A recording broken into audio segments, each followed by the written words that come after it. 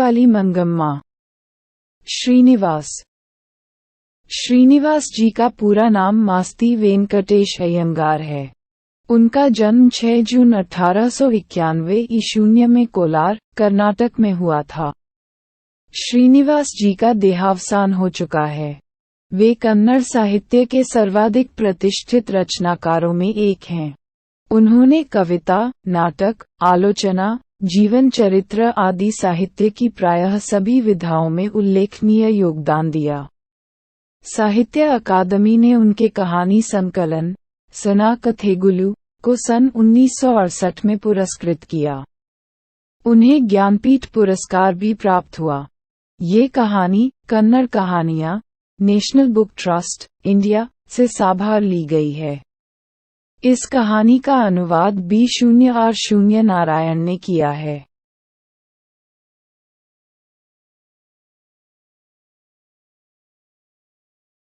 मंगम्मा बरसों से हमें बारी से दही दिया करती है। बेंगलुरु की तरह दूसरे शहरों में रोज आकर दही देना और महीने के बाद पैसे लेने को बारी कहते हैं। पर लगता कि बेंगलुरु में ऐसी बारी का रिवाज नहीं। आमतौर पर जब भी मंगम्मा हमारे मोहल्ले में आती, तब वह हमारे घर आकर दही लोगी माँ जी, बहुत बढ़िया है, कहती है। हमें आवश्यकता होती तो हम ले लेते और उस दिन के भाव के अनुसार उसके पैसे दे देते या अगले दिन चुका देते। ये हमारी उसकी बारी की रीति है। वह अवलूर के पास किसी गांव की है। उसके गांव का नाम शायद वेंकटपुर या कुछ ऐसा ही है।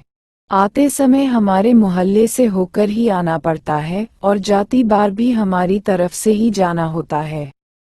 मैं उससे जरा अच्छी तरह बात करती हूँ, इसलिए कभी कभी गांव से आते समय और सारा दही खत्म करके जाते समय दोनों बार मेरे पास आ जाया करती। आकर आंगन में थोड़ी देर बैठती, सबसे बातें करती, पान सुपारी खाती। न रहने पर कभी कभी हमसे पान सुपारी मांगकर खाकर गांव जाती। ऐसे मौकों पर यदि मेरे पास समय होता तो वह अपना दुख सुख भी बताया करती। मुझसे भी सुख दुख पूछती। मुझे भला क्या सुनाती, यही कि बिल्ली ने दूध पी लिया, चूहे ने कुम्हड़े में छेद कर दिया। तब वह दुनिया ही ऐसी है कहकर अपने अनुभव की बातें सुनाती। बाद में ये भी कहती कि इस दुनिया में किस ढंग से चलना चाहिए। मंगम्मा मुझे अच्छी लगती। मुझमें और उसमें बहुत घनिष्ठता हो गई। कोई 1 महीने पहले की बात है। मंगम्मा ने सबेरे सबेरे आवाज लगाई, दही लोगी माँ जी। मैं भीतर कुछ कर रही थी। मेरा बेटा बोला, हाँ लूंगा, और पास जाकर दही दो कहक उसने हाथ फैलाया।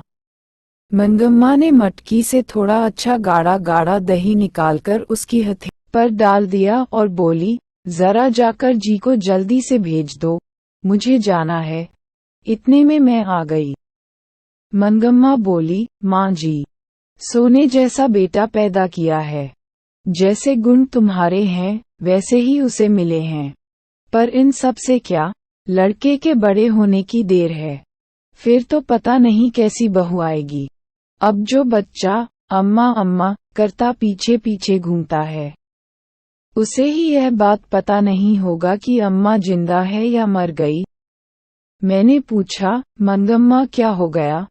बेटे ने तेरी बात नहीं मानी? वह फिर से बोली, छोड़िए माँ जी, भामरे लेकर आया, पति ही जब बात नहीं पूछता था तो बेटा क्या सुनेगा। इस पर मैंने पूछा, तेरे घरवाले ने तेरी बात नहीं मानी क्या?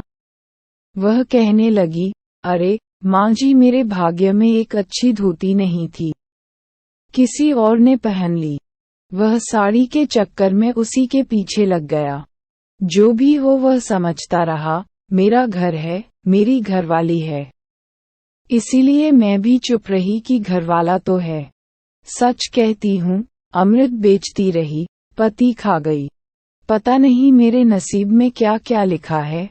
पर आपको एक बात कहती हूँ, ध्यान रखिएगा। घरवाला जब घर आए तो अच्छी तरह कपड़े लत्ते पहनकर घूमा कीजिए।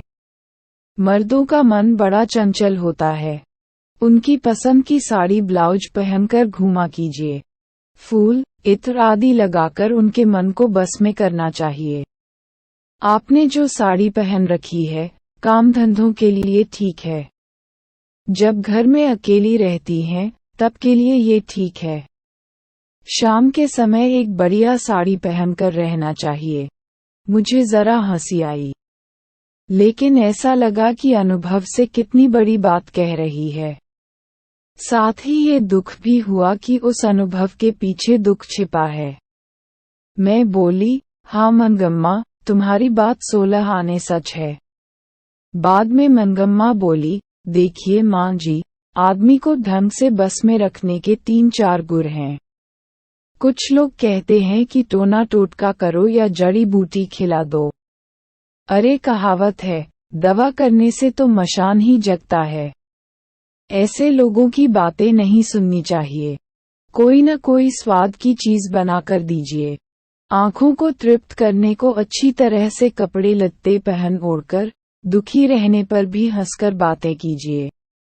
घर के लिए जो चाहिए एक बार खूब मंगवा लीजिए, पर बार बार मत मांगिए।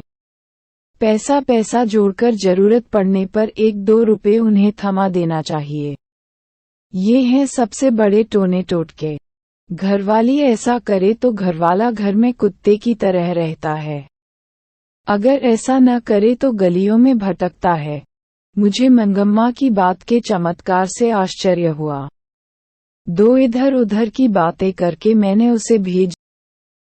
कोई 15 दिन पहले जब मनगम्मा घर आई तो लगा कि वह बहुत दुखी हैं। मैंने पूछा, क्यों मनगम्मा, ऐसी क्यों हो? वह बोली, क्या बताऊं, माँ जी। ऐसा लगता है मेरी किसी को भी जरूरत नहीं।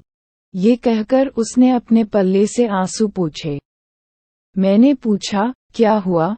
बेटे ने कुछ कह दिया? उसने कहा, हाँ माँ जी, कुछ ऐसा ही गया। बहू ने किसी बात पर पोते की खूब पिटाई कर दी। तो मैंने कहा, क्यों री राक्षसी, इस छोटे से बच्चे को क्यों पीट रही?